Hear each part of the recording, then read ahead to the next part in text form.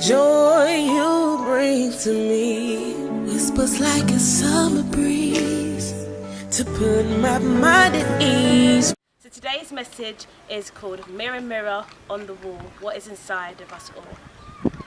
To be nobody but yourself in a world that tries day and night to make you like everybody else is one of the hardest battles a human can fight. One of the hardest battles that we can fight is to be authentic in a world that is full of copies. Many strive to be perfect, to be anything but ordinary, to have it all together like a jigsaw puzzle, to be like a pretty wrapped gift amongst many other gifts, but sadly to find that when opened it's empty on the inside. Why do we strive so much to be perfect in a world full of copies and fakes? What does it mean to be successful in this world, to have it all together? You want to speak, but you're afraid. Not because you don't have something to say, but more because of what will people say about you. You people please, saying yes when you really want to say no, because you want people to like you. And you spent half of your life living a life of what you think you should be, rather than living a life of who you are. These were my struggles, what I struggled with daily. And it was only when I discovered the train of self-discovery and I jumped aboard. And it was like a present at the parcel game at a kid's party. And it was like with every layer that is uncovered, there's something that awaits you. You learn about who you are, what you like, what you don't like. You learn to be authentic and to be your true self. So I encourage you to make the decision today to jump upon the train of self-discovery and discover who you are. Otherwise, you can just be like another pretty present amongst many others that is empty on the inside. Because one of the things to remind you that we can fake it to the world, but we always go to bed with our true self. So today I want to talk to you about shame and how it keeps you faking. And then I want to remind you that you are worth so much, no matter what you have or what you don't have. And finally, that when you are authentic, you give permission for other people to be authentic too. So point number one about shame. Shame keeps you pretending, performing and proving. You don't even have to experience shame to be paralyzed by it. The fear alone of being seen as being unworthy is enough to keep you silencing your story. What is your story? I didn't believe that I was good enough. It didn't matter what I had accomplished, what I have, what I didn't have. I just didn't think that I was good enough. I was waiting for somebody out there to tell me that I was worthy, to define my worth. I needed help. And I was too ashamed to ask because I was that girl who everyone came to for help. So I had to go and pay a counsellor for my help. And as I sat in his chair one day, he looked me in the eye and he said, what will happen if you came off your pedestal? He looked me in the eye. Tears came streaming down my face. I cupped my hands to catch my tears. And I said that people would know the real me and they may not like me. And in that moment, it dawned on me that I was so focused on being extraordinary that I forgot that it's okay to be ordinary. I forgot that everybody's fighting a battle, but most importantly, that it was costing me more being fake than being who I really was. Because what shame does to you, it keeps you keeping secrets, not wanting to show people your real self. When you make mistakes, you want to hide it. It keeps you silent from sharing your story with others because you want to seem perfect. And it keeps you judging other people and being critical of yourself and others. Because shame needs silence to grow. And when you keep your story silent out of shame and out of fear, you allow shame to grow in your life.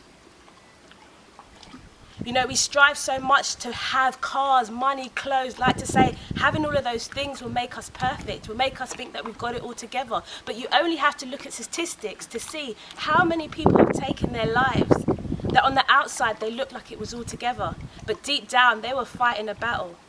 And the only way they may have found in their minds to end that battle was to take their lives.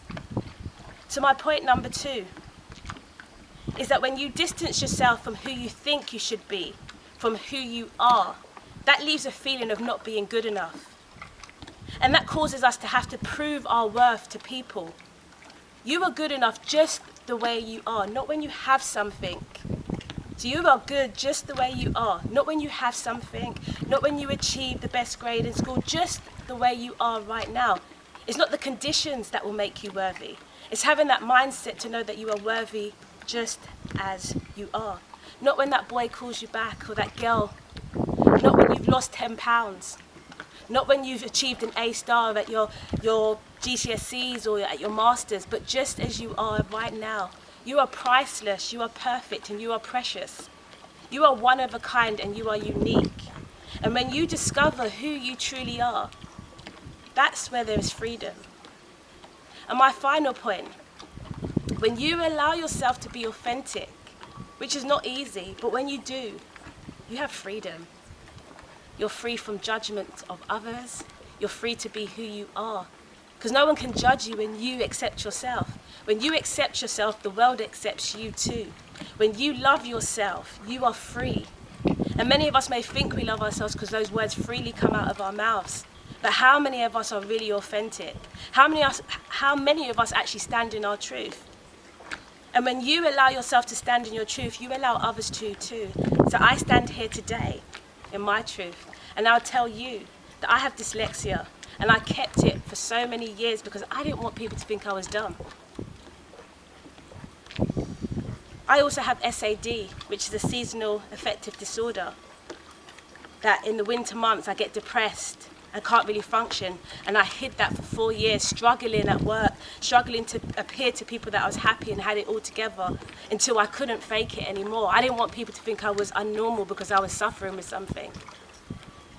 And finally, my biggest fear is of what people will have to say about me, that it kept me stuck, not wanting to do YouTube videos and not wanting to stand out and speak. And every day I have to push myself to be who I am and to forget about what people think, because I was so concerned about what will people have to say about me.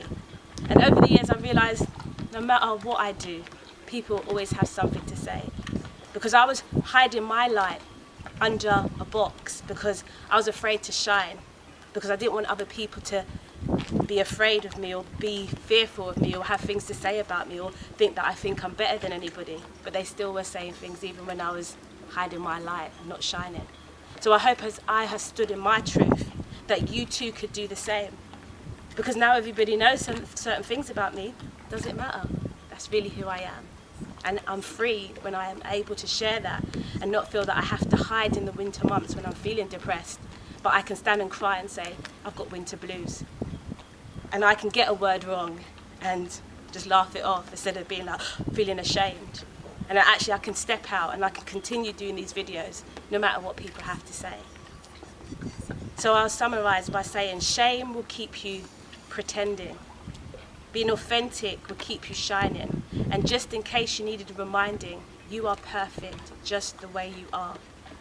So just like a camera, capture the good moments, focus on the important things, develop from the negative, and in case it doesn't work out, just take another shot.